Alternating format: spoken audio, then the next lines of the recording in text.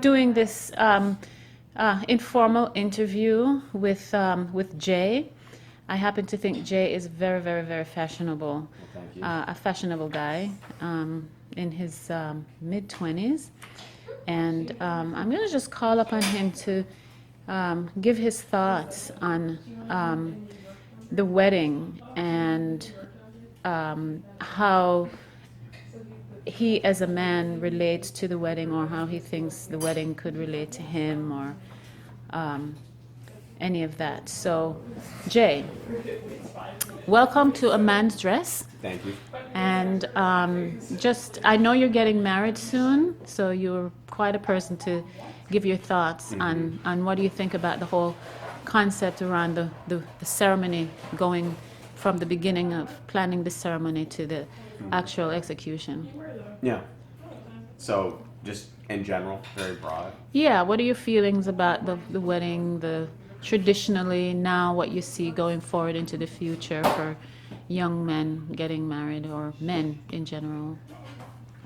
So it's a like I said, it's a big question.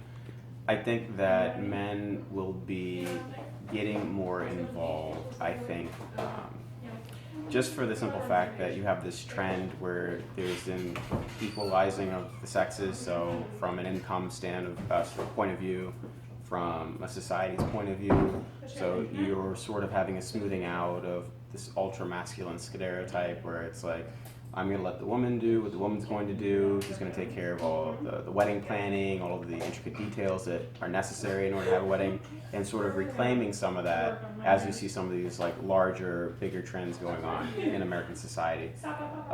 So yeah, I think it'll be interesting. I think, but again, the big part is, and I was talking to you earlier about that, is whether it's a chicken and the egg sort of thing. Are men sort of more naturally, how they're brought up, less inclined to want to be involved in event planning, especially something as big as a wedding? Or is it the other fact where they're just not advertised to? You don't have this sort of marketing approach where people think, okay, what are men are going to think about the wedding? What are they going to want to do? What are their wants and needs? So I think that's a big part, because even if you do see where men want to be engaged, if the market isn't willing to engage with them, then it's not going to happen. So you think, are you saying then traditionally the wedding and the planning of the wedding was always geared around women, and women were the one generally executing that, and men were never really given, perhaps, can I say, an opportunity, or how would you phrase that? You know, men are intimidated by getting involved with the wedding because they're not. It's a lot more basic, I think, in many respects, because so usually, like if we have this sort of musical sort of guest or violinist or whoever come, you have less of a say because you really don't have the event planning or maybe the design palette, or you haven't cultivated that over time. You haven't really thrown events. You haven't really seen men do this sort of thing. Maybe, you know, I think a lot of men don't grow up in families where that's maybe prevalent. And so if you don't have that history, then it's hard to engage, and you can feel intimidated, like we were talking about earlier, in order to dive right in. So going forward, do you think that there should be space made for the guy? Do you think guys would want to have that kind of influence on the planning of the wedding?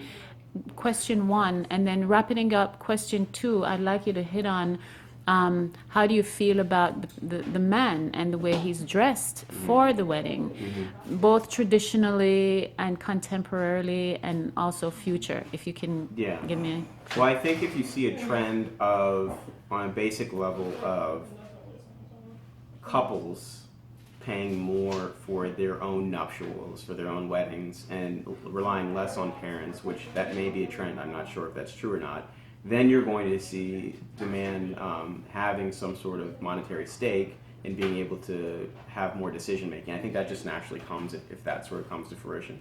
I think on the side of, you know, how they look, that's a hard thing. I mean, I think that you kind of have to change men's fashions first before you start asking men to take risks with how they look at a wedding. Because a wedding is probably the culmination of what would be many different trends happening in men's fashion to bring it to the point where I want to come out in maybe a red suit or something like that, right? Because it's a huge life event, and so it's probably the least likely event that a man's going to take a risk, because he's in front of all of his friends and family. He's got everybody there next to him. And so, you want to look traditional. You don't want to take too many risks.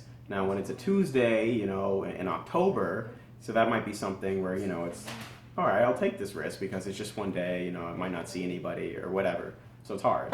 So you consider it a risk if a guy were to wear something Flashy at like a or wedding. other than the Yeah, traditional it's a big risk. blue, gray, or dark Yeah, suit? because maybe you haven't seen these people in forever, and these are close family and friends, and this is how you're coming out. And if you're wearing a peacock suit, then like that might be something that's goes against the grain, and you might not want to be remembered for that. That's interesting that you should say a peacock suit. So basically, what you're saying in general is the idea of a man doing something outside of the traditional dress. Mm-hmm. And we're speaking specifically now about the wedding, Mm-hmm. then it can automatically be perceived as you say, a peacock, but Yeah, but, going over but- the top. I don't think the key distinction there is that you can never get too conservative, but you can always cross the line of going over the top. Okay, so for a wedding, you think for a man you could never become too conservative. Yeah, and it's a safe bet. If you do the regular traditional tux, no one's going to say anything. But again, if you show up, even with something like maybe a pink tie or something like that, you might be a little self-conscious about that because you don't know how people are going to take it. And then quickly, we have 2 minutes left. What about the fact that what I have noticed is that at a wedding, you have to look twice to discern who the groom is. He can often blend right in with everyone else. And in some cases, actually the waiters, if it's an informal wedding and they're wearing a black jacket with a tie, you could almost have to turn your head 2 times to be sure that that is not the groom. Do you think that there could be a palette whereby the man can be dressed, something can happen that the man could be dressed to make him more distinguished as the groom, as next to his bride? Well, I mean, in some of the things that I've seen, in looking at pictures in different wedding magazines, and sort of like fold-outs and everything, is that you have grooms maybe wearing a different colored, like suit, maybe slightly off or different or something like that. So I think that that's maybe a little bit of what you're talking about. But as far as like trying to stand out from the crowd, I haven't really seen that much to sort of speak to that. Right. Something as starkly in contrast as a bride in a large white dress against, her bridesmaids who, look very, very different from her. Okay. Well, we're talking about we're talking about a Western type of wedding.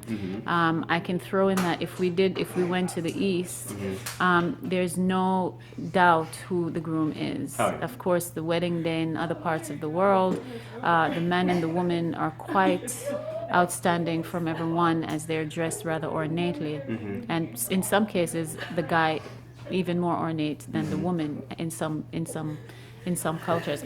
But I want to thank you for joining me on this, Jay, and I hope you'll come back again and have a chat with us about men's dress and checking out with one of the fashionable guy I know, Jay.